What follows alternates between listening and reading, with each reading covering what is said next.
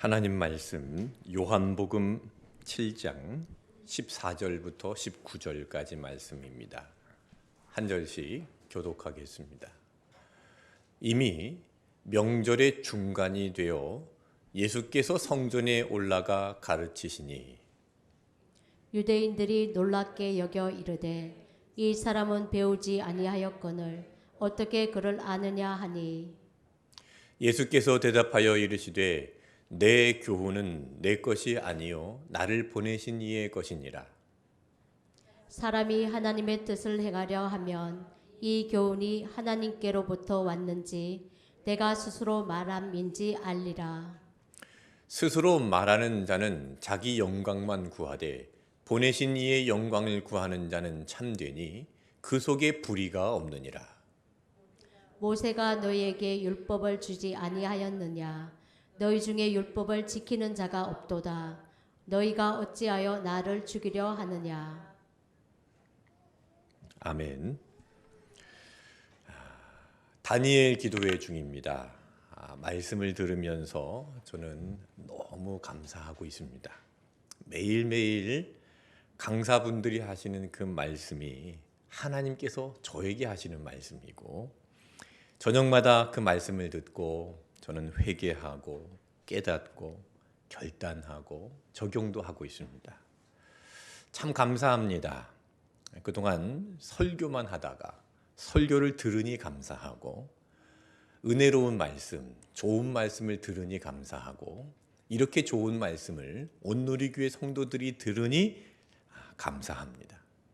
다니엘 기도회 이제 중간을 지나고 있는데 아직 참여하지 않으신 분들은 꼭 참여해 보시기를 바랍니다.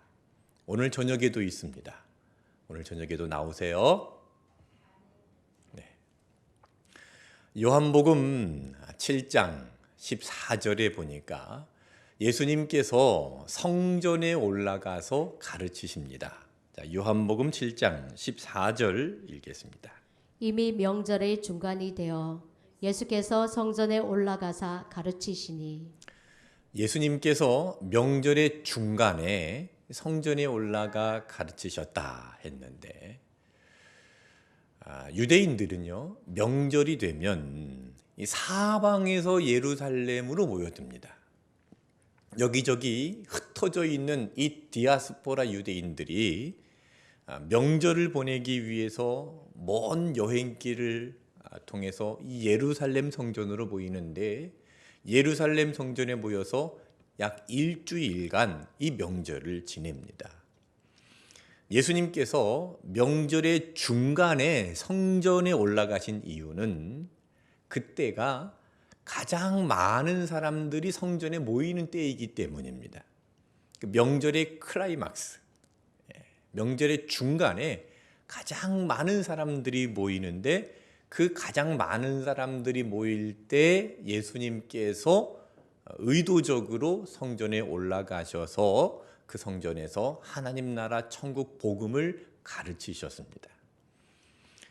이처럼 천국 복음은 많은 사람들이 들어야 합니다.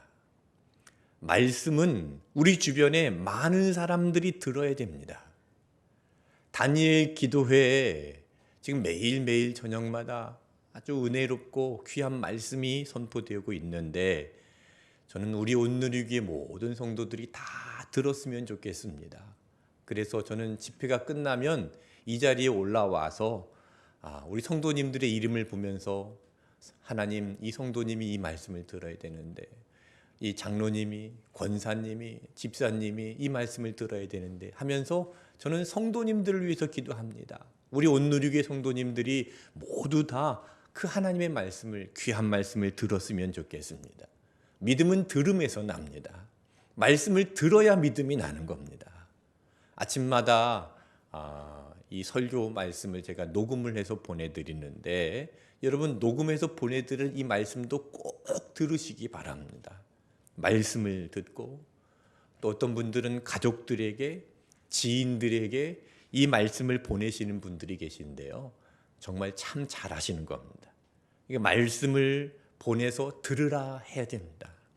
그리고 여러분이 말씀 묵상을 하면서 깨달은 것도 주변에 있는 사람들에게 그 깨달은 간증을 이야기하고 나누면서 들으라 해야 됩니다.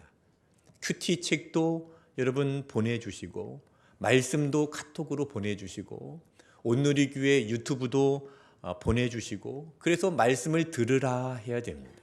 많은 사람이 하나님의 말씀을 들어야 됩니다.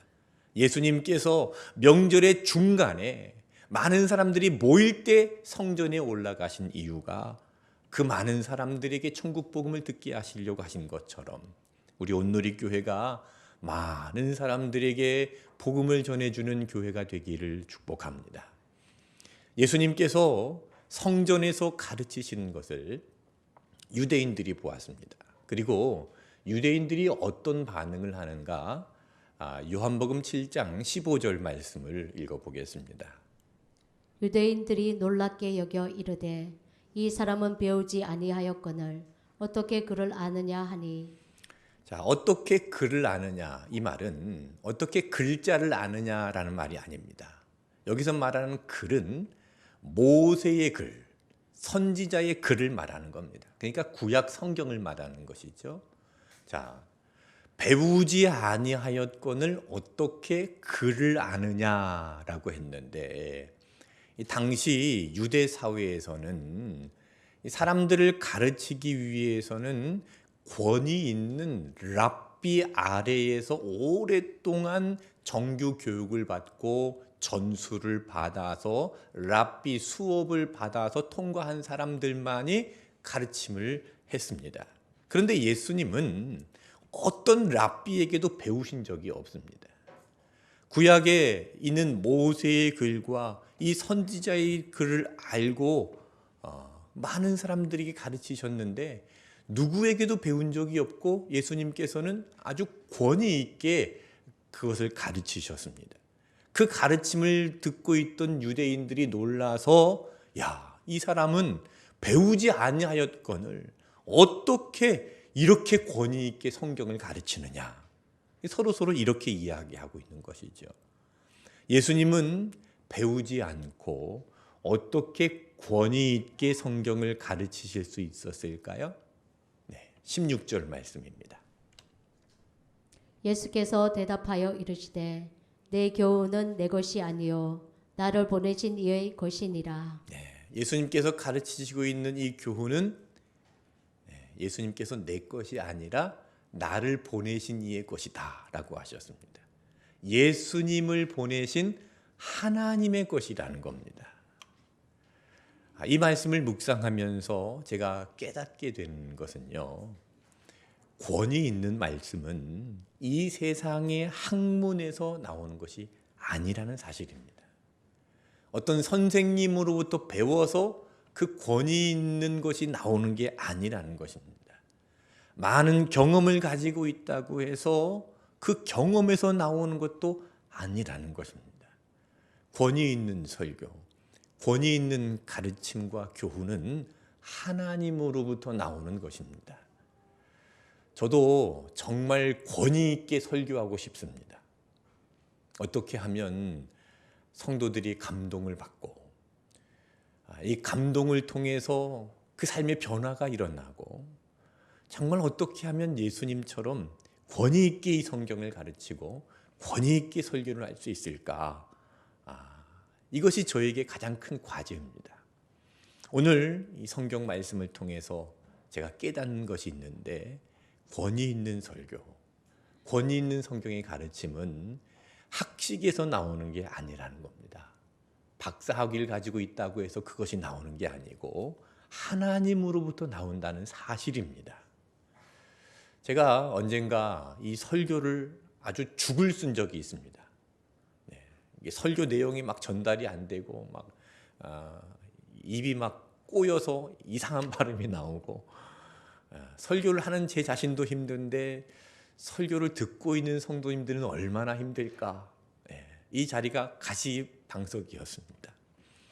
그날 그렇게 설교를 하고 사무실에 돌아가서 책상에 앉아서 정말 우울한 마음으로 이게 페이스북을 뒤적거리고 있었는데 어떤 목사님이 올려주신 글이 저에게 너무나 큰 위로가 되었습니다.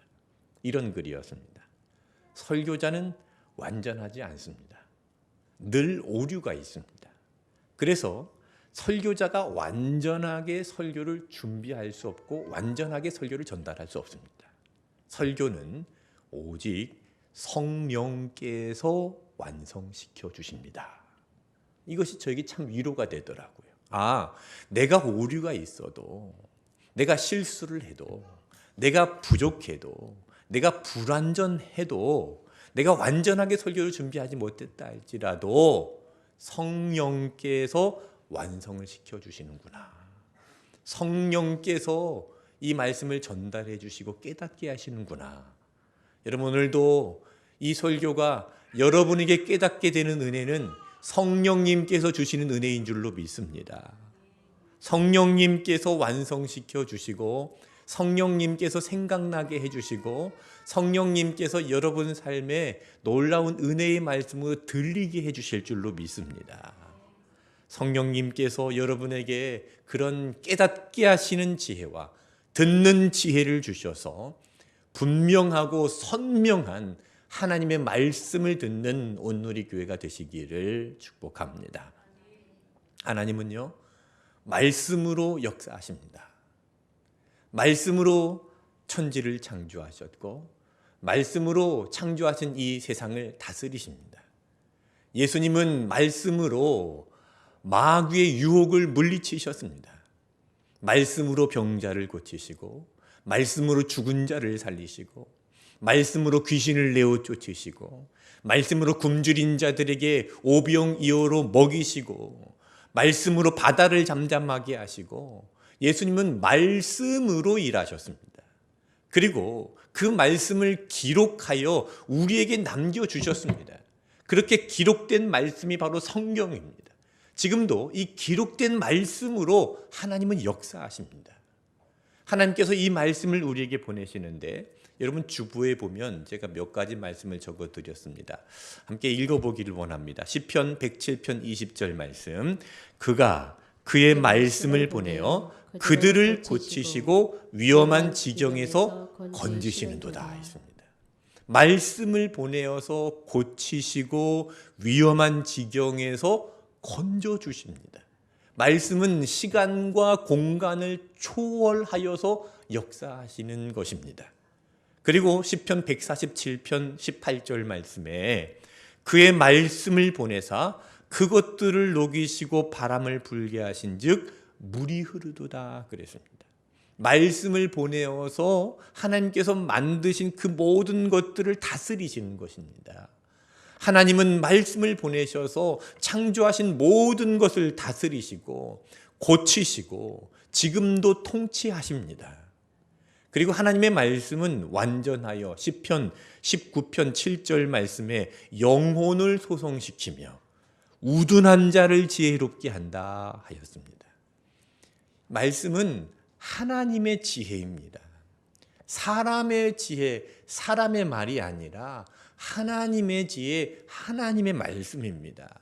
그래서 이 말씀이 내 안에 들어오면 아무리 우둔한 사람이라 할지라도 지혜로워지는 겁니다. 이 말씀은 때로는 우리에게 책망도 하시고 때로는 우리에게 축복도 하십니다. 디모데 후서 3장 16절에 모든 성경은 하나님의 감동으로 된 것으로 교훈과 책망과 바르게 함과 의로 교육하기에 유익하다 그랬습니다. 말씀은 우리를 의로 교육하여 우리를 유익하게 합니다. 이 하나님의 말씀은요 항상 살아 있습니다. 베드로전서 1장 23절에 너희가 거듭난 것은 썩어질 씨로 된 것이 아니요 썩지 아니할 씨로 된 것이니 살아있고 항상 있는 하나님의 말씀으로 되었느니라 그랬습니다. 우리가 거듭난 것은요 하나님의 말씀으로 된 것입니다. 우리를 거듭나게 하신 이 하나님의 말씀은 살아있고 항상 있는 것입니다. 살아있다는 게 뭡니까? 살아있다는 것은 생명체라는 겁니다. 여러분 옆에 있는 사람을 보십시오. 살아있습니까? 그가 살아있기 때문에 그가 두 눈동자로 나를 쳐다보고 있습니다. 그가 살아있기 때문에 나에게 말을 할 수 있습니다. 말씀이 살아있다는 것은 그런 겁니다. 인격체로서 항상 존재하며 우리를 눈동자같이 지키시며 우리를 주목하시고 우리를 보고 계시며 우리를 보호하시며 우리에게 말씀하시는 겁니다. 이 말씀으로 사람은 거듭나게 되는 것이지요. 살아있는 말씀은 능하지 못하심이 없습니다. 누가복음 1장 37절 같이 읽겠습니다. 대저 하나님의 모든 말씀은 능하지 못하심이 없느니라. 하나님의 모든 말씀은 전능하신 말씀입니다. 사랑하는 온누리 성도 여러분, 성경을 읽으십시오. 성경을 읽으십시오. 하나님 말씀을 들으십시오.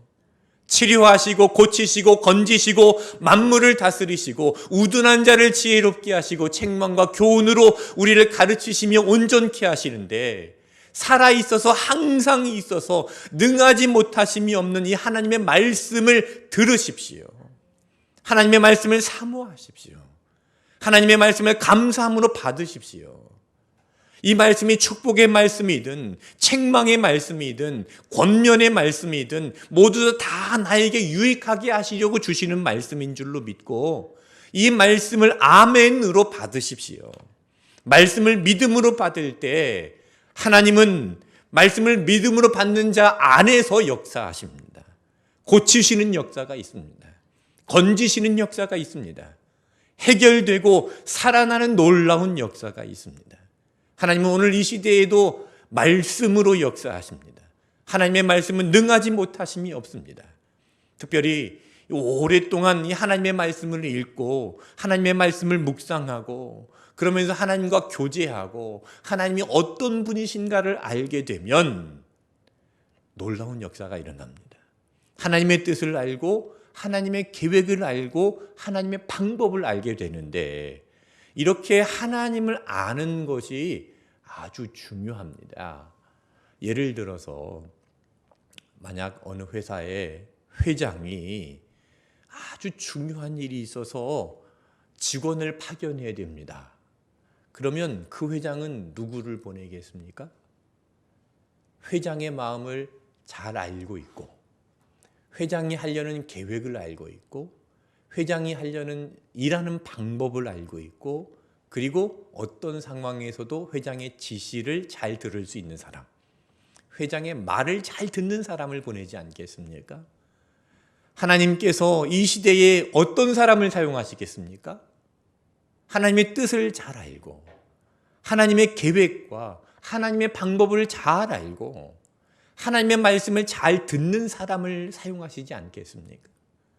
하나님은 하나님의 말씀을 잘 듣는 사람을 찾으시고 하나님은 하나님의 말씀을 잘 듣고 순종하는 사람을 사용하십니다.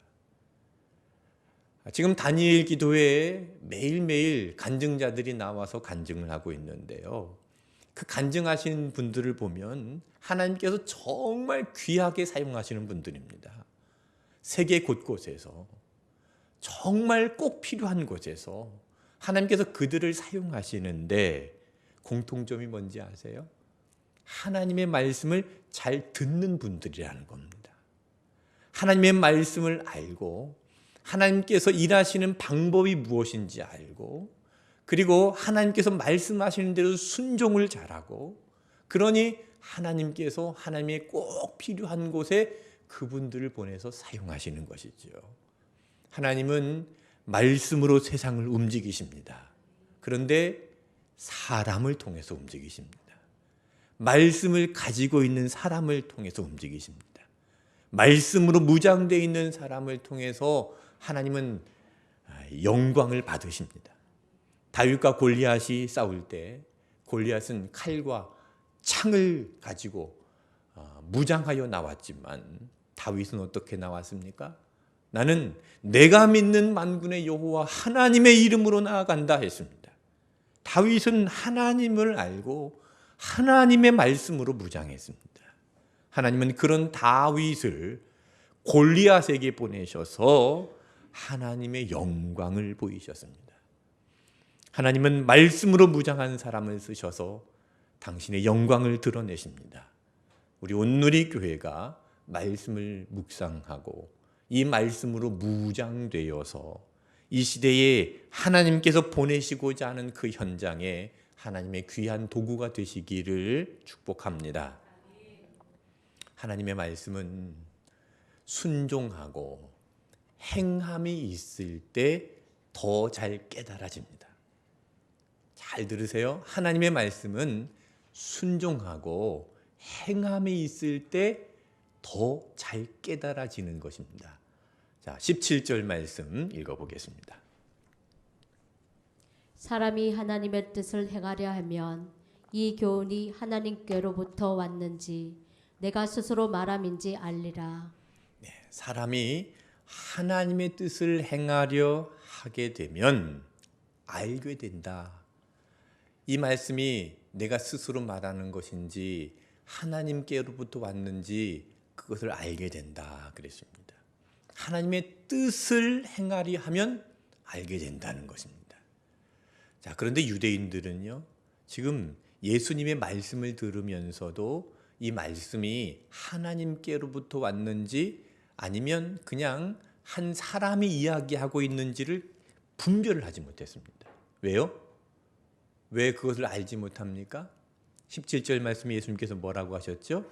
하나님의 뜻을 행하려고 하면 알리라 했는데 유대인들은 지금 하나님의 뜻을 행하려 하지 않고 있다는 겁니다. 율법은 잘 알고 있습니다. 율법에 기록된 하나님의 뜻은 행하려 하지 않습니다. 행함이 없으니 이 말씀이 하나님께로부터 온지 알지 못하는 것이죠. 야고보서 2장 17절에 행함이 없는 믿음은 그 자체가 죽은 것이라 했습니다. 행함이 없으면 하나님의 말씀이 깨달아지지 않습니다. 이런 이야기가 있습니다. 집사님 두 분이 기차를 타고 여행을 가고 있었습니다. 한 집사님이 샌드위치를 꺼내서 먹기 시작합니다. 두 개가 있었는데 하나를 꺼내서 먹고 하나는 지금 남아 있습니다. 그것을 보고 있던 옆에 있던 집사님이 먹고 싶은 표정으로 샌드위치를 보면서 집사님에게 이야기합니다. 집사님, 저는 최근에 예수님의 말씀을 묵상하는데 누가복음 6장에 보니까 주라, 그리하면 너희에게 줄 것이니 곧 후이되어 누르고 흔들어 넘치도록 하여 너희에게 안겨주리라 했습니다. 저는 이 말씀이 너무나 은혜가 되고 이 말씀이 살아있는 하나님의 말씀으로 묵상하고 있습니다. 샌드위치를 나누어 주라라고 지금 이 말씀을 적용하고 있는 것이죠. 이 말씀을 듣고 있었던 샌드위치를 먹고 있던 집사님이 집사님 참 좋은 말씀입니다 하면서 이렇게 응수를 했다고 합니다. 저는 최근에 이런 말씀을 묵상했습니다. 내 이웃에 있는 것을 탐내지 말라. 그러면서 남은 샌드위치를 얼른 입속에 집어넣었답니다. 서로 자기들의 입장에서만 자기들의 욕심을 따라서 말씀을 적용하고 있는 것이죠. 말씀을 나에게 갖다가 붙이는 겁니다. 내 상황과 내 처지에다가 이 말씀을 갖다가 붙이는 겁니다. 말씀에다가 내 삶을 갖다가 붙여야 하나님의 말씀의 역사가 일어나는 것인데 거꾸로 된 것이죠. 자, 유대인들이 지금 말씀을 적용하는 태도가 그렇습니다. 유대인들은 율법을 철저하게 지킨다고 하면서 이 자기들에게 유리한 대로 율법을 갖다가 붙였습니다. 하나님의 뜻은 행하려고 하지 않고 자신의 뜻을 행하려고 율법을 사용하는 겁니다. 하나님의 뜻을 행하려고 하지 않으니 예수님의 이 가르침과 예수님의 교훈이 하나님께로부터 온 것인지 그냥 사람으로부터 온 것인지 분별이 되지 않습니다. 유대인들은요, 구약 성경을 철저히 공부한 사람들입니다. 특별히 모세오경, 창세기, 출애굽기, 레위기, 민수기, 신명기는 완벽하게 암송하는 사람도 있습니다. 그런데 율법은 잘 알고 있지만 하나님의 뜻을 행하려고 하지 않으니까 예수님께서 전하시는 하나님의 말씀을 듣지 못합니다. 예수님께서 가르쳐 주시는 이 교훈이 하나님께서 주시는 교훈인지 그냥 사람이 주는 교훈인지를 알지 못하는 것입니다. 그래서 예수님께서 말씀을 하신 것이죠. 요한복음 7장 17절에 사람이 하나님의 뜻을 행하려 하면 이 교훈이 하나님께로부터 왔는지 내가 스스로 말함인지 알리라. 하나님의 뜻을 행하려 하면 알게 된다는 겁니다. 하나님의 뜻을 행하려 하면 깨닫게 된다는 것입니다. 여러분, 우리가 말씀을 묵상하고 말씀을 읽고 설교를 듣고 있는데 하나님의 뜻을 행하려 하시는 분들은요, 이 말씀이 하나님께서 하시는 말씀인지 알게 될 것입니다. 그러나 하나님의 뜻을 행하려 하지 않고 여전히 내 뜻을 행하려 하면 분별이 되지 않습니다. 하나님 말씀이 들려지지 않습니다. 그러면서 목사님 오늘 설교가 기네, 이런 생각을 하게 됩니다. 자, 유대인들 하나님의 뜻을 행하려 하지 않으니까 어떻게 했는가? 19절 말씀 읽겠습니다. 모세가 너희에게 자, 제가 읽겠습니다. 모세가 너희에게 율법을 주지 아니하였느냐? 너희 중에 율법을 지키는 자가 없도다. 너희가 어찌하여 나를 죽이려 하느냐? 자, 모세가 율법을 주었습니다. 그들은 율법을 받았고 율법을 잘 알고 있고 율법을 암송하는 사람도 있습니다. 그런데 지키는 자가 없도다. 지키는 자가 없으니 나를 죽이려 하는도다 그랬습니다. 자, 요한복음 7장 1절도 보겠습니다. 그 후에 예수께서 갈릴리에 다니시고 유대에 다니려 아니하심은 유대인들이 죽이려 합니다. 유대인들이 지금 죽이려고 하는 것입니다. 율법을 잘 알고 있으면서 그 율법을 지키려고 하지 않으니까 예수님을 죽이려 하는 것인데, 자, 1절에 보시면 뭐라고 시작을 하나요? 그 후에라고 시작하죠. 자, 그 후에, 그러면 그 이전에 무슨 일이 있었나 생각해 보세요. 요한복음 6장까지 무슨 일이 있었습니까? 네, 지난 3개월간 요한복음 강의를 했는데 무슨 일이 있었습니까? 네, 오병이어의 표적, 베데스다에서 38년 된 병자를 고치시는 표적, 왕의 신하의 아들을 살리시는 표적, 물로 포도주를 만드시는 표적, 그 모든 표적들이 다 기록이 되어 있습니다. 예수님께서 하나님의 아들이심을 나타내는 표적들이 기록이 되어 있는데 그 후에, 그것을 본 이후에, 그것을 표적을 다 본 사람들이 그 이후에 어떻게 했나요? 예수님을 죽이려 했습니다. 왜 그들은 표적을 보고 기적을 보고 예수님을 죽이려고 했을까요? 하나님의 뜻을 행하려고 하지 않으니까 그 기적이 나와 상관이 없는 겁니다. 내가 하려는 일과 상관이 없고 오히려 방해가 되니까 죽이려고 하는 겁니다. 유대인들이 지금 행하고 싶은 것은요, 지금 자신들을 점령하고 있는 로마를 몰아내고 나라를 강대국으로 세우고 싶은 겁니다. 그래서 예수님이 표적을 행하고 능력이 있으니까 야, 이분을 우리의 왕으로 삼으면 좋겠다 했는데 예수님은 용서를 말씀하시고 원수를 사랑하라 말씀하시고 십자가를 지고 자기를 부인하는 삶을 살아야 한다 말씀하시니까 유대인들이 얼마나 화가 나겠습니까? 자신의 뜻대로 되지 않습니다. 예수님은 유대인들의 뜻대로 해주지 않으셨습니다. 유대인들은 자기 뜻대로 되지 않으니까 그 표적을 보면서도 그 표적이 자신들과 상관이 없으니까 예수님을 죽이려고 하는 것이죠. 처음에는 예수님을 왕으로 삼으려고 했던 사람들이, 그 표적을 보면서 예수님을 왕으로 삼고자 따라다녔던 사람들이 이제는 완전히 돌아서서 예수님을 십자가에 못 박으라고, 예수님을 죽이려고 소리를 치고 달려드는 것입니다.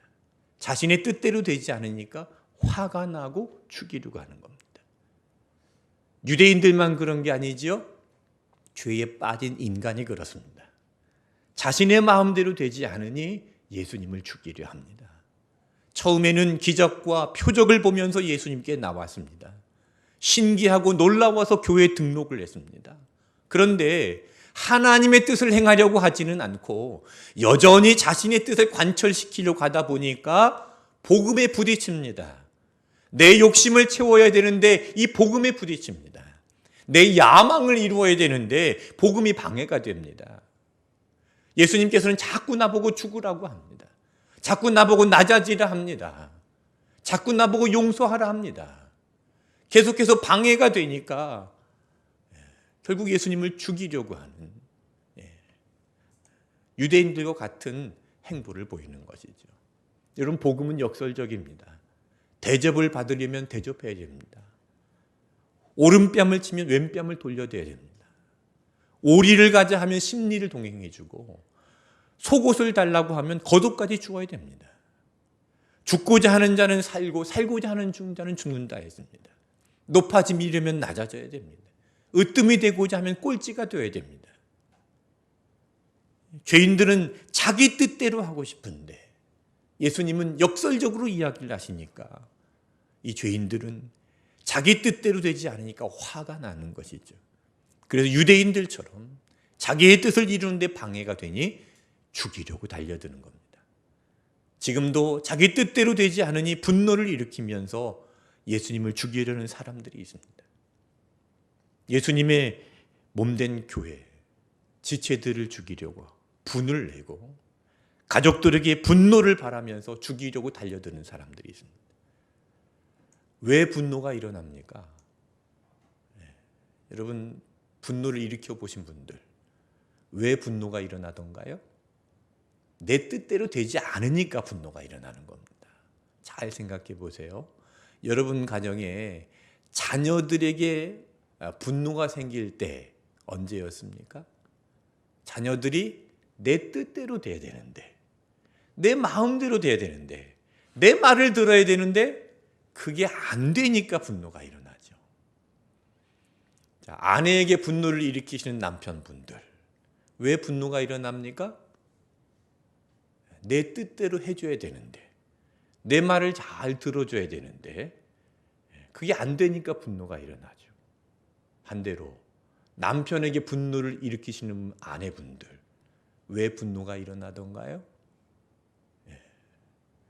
내 뜻이 아니라 지 맘대로 하니까 분노가 일어나죠. 나의 뜻대로 되어야 한다고 하니까 고집을 부리고 분노가 일어나고 다툼이 일어납니다. 가족이나 지체들에게 상처를 주고 공동체를 깨뜨리려고 하는 것은요, 예수님을 죽이려는 것입니다. 여러분, 나의 뜻을 행하려고 고집 부리지 말고 하나님의 뜻을 행하는 사람이 되십시오. 그러면 하나님의 말씀이 들립니다. 하나님의 뜻을 행하려는 사람은 하나님의 말씀을 듣게 됩니다. 하나님의 말씀이 깨달아집니다. 하나님께서 나에게 하시는 이 말씀이 선명해집니다. 그러나 하나님의 뜻을 행하려 하지 않고 자신의 뜻을 행하려 하는 사람은 자신의 의를 구하려고 하고 결국 그 자신의 의를 구하고 자신의 뜻을 구하는데 그대로 되지 않고 복음이 방해가 되니까 분노를 일으키고 예수님을 죽이려고 하는 겁니다. 하나님의 뜻을 행하려는 사람은요, 말씀이 들려지고 이 말씀이 나에게 하시는 하나님의 말씀으로 믿어집니다. 말씀을 받을 수 있고 이 말씀이 점점 나를 가득 채우게 됩니다.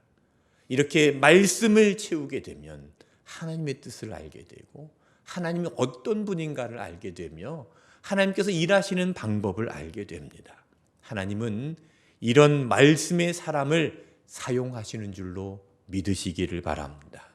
사랑하는 온누리 성도 여러분, 하나님의 말씀을 가득 채워서 이 시대에 하나님께서 사용하시는 교회가 되시기를 축복합니다. 이 시간 함께 찬양하겠습니다.